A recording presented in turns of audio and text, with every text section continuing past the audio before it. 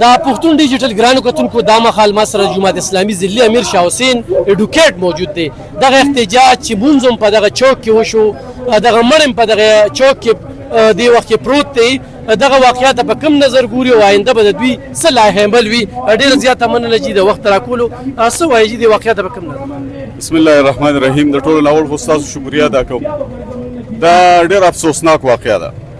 دا چې کوم بچی زمونږ شهید شوی دی نو دا نه څه کریمینل کس دی، نه په ده باندې څه اف آی آر شته، نه دی اجرتي دی، نه دی سایس فروش دی.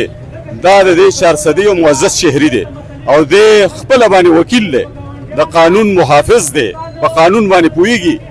داسې په بېدردۍ سره د پولیس چې دا کوم ایس ایچ او دی بارامنشاه د خپله باندې اجرتي دی، د اجرت باندې مړې کوي، د په خپله دا اسپروشو نه پیسې اخلي، پتې ته اخلي.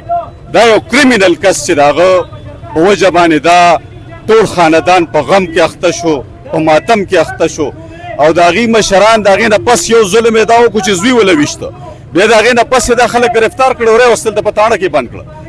دا یو پولیس سټیټ نه دی. دې کې د بهرمنشاه ته به یم او د ډي پي او ته یم چې ډي پي او صاحب لږه ګزاره کوه. دا 400 ده، دا ټول عزتدار خلک دی.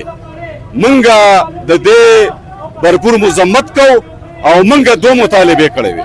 یو مطالبه دا چې زمونږ د عزتمن مشران دا به فوري رها کوي، هغه رها کړل.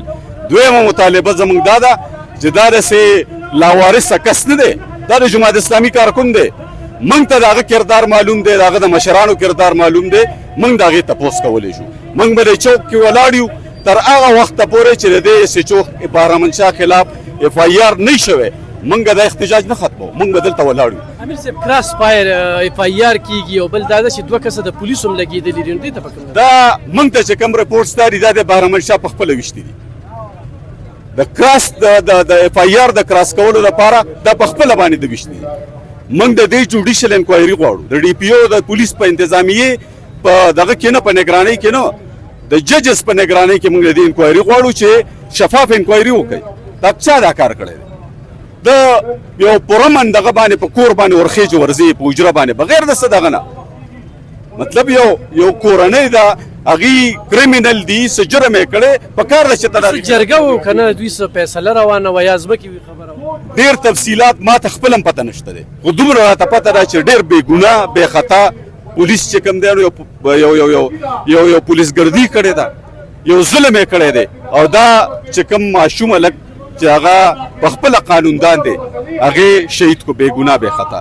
ډېره زیاته مننه ګرانو کتونکو. دا د جماعت اسلامي ضلعي امیر شاه حسین اډوکیټ چې دغه مظاهرې دې وخت کې مشري کوي. په دغه مظاهره کې نه یوازې د جماعت اسلامي بلکې دغه واقعیت ډېر د افسوس په نظر باندې ګوري، نو د نورو ډلو خلک پکې خو هم دا مهال شریک دي. د پښتون ډیجیټل لپاره لبخان شیرپور 400.